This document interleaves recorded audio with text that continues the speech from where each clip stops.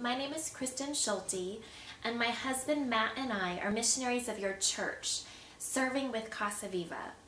You know, I absolutely love the Christmas season, and I definitely have a sweet tooth, and so I really wish that I could be there with you tonight. Now, you may or may not have seen pictures of me, but I'm almost sure that you've seen pictures of my kids from Gary and Steph. We live in the western suburbs of Chicago in Winfield. This is our house, which you can probably tell by the Huskers rock that's out front.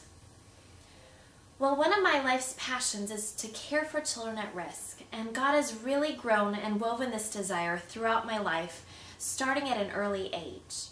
I taught bilingual students for 9 years at a low-income school in West Chicago, and then I've also worked with orphans during the summer in the Dominican Republic, where I met someone else who also had a desire to work with children at risk, my future husband, Matt.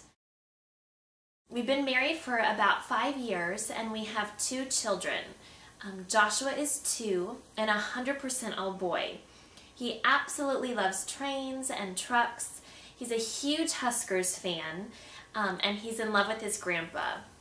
Gewik, vet, gewik, vet, gewik, vet, gewik, vet. Susanna, or otherwise known as Sunana by Joshua, is 3 months old and has introduced a lot of pink into our house. While we live here in the United States, we're actually the U.S. office of an innovative ministry that's connecting children to families, which is called Casa Viva. Now, Casa Viva is a Spanish word that means living families or living homes. You know, as many parents do, when we had Joshua, we created a will. And when we sat down to write the will, we had to think through the question, what's going to happen to Joshua if something would happen to us?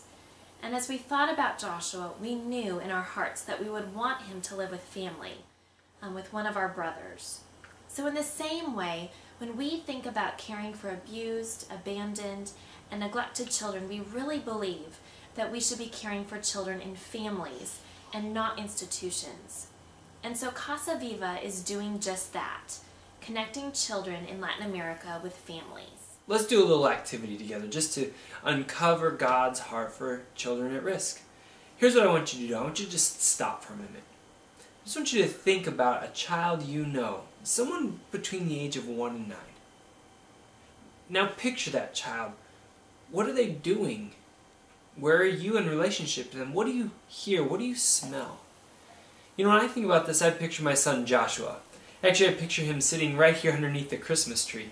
He has a little train set that goes around it, and so he likes to just move the train back and forth. He says, choo-choo, choo-choo. I can smell the Christmas tree.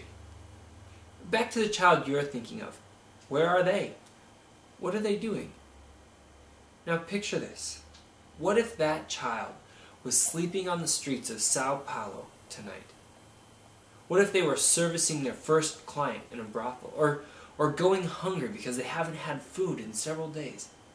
How would you feel if that child you know and love was in a desperate situation like this? What would you do? You know, this is just a small iota of the heartbreak that God has when He looks at the 150 million children who are living on the street worldwide. 150 million children. His heart is just breaking for them. What is He doing? He is building a church and calling that church to respond. If you look throughout the Bible, Deuteronomy, Isaiah, Matthew, James, we see over and over again calls to care for the fatherless, calls for the church to respond. You and I have the opportunity to be a part of God's solution for these children. We can do that by responding to the needs in our own community, as well as helping other families care for the needs of children. One of my favorite verses comes from Matthew 18, and that's when Jesus says that whoever welcomes a child in my name welcomes me. And so what really excites me about the ministry of Casa Viva is that the families, by welcoming these children into their homes, are actually welcoming Jesus and glorifying Him.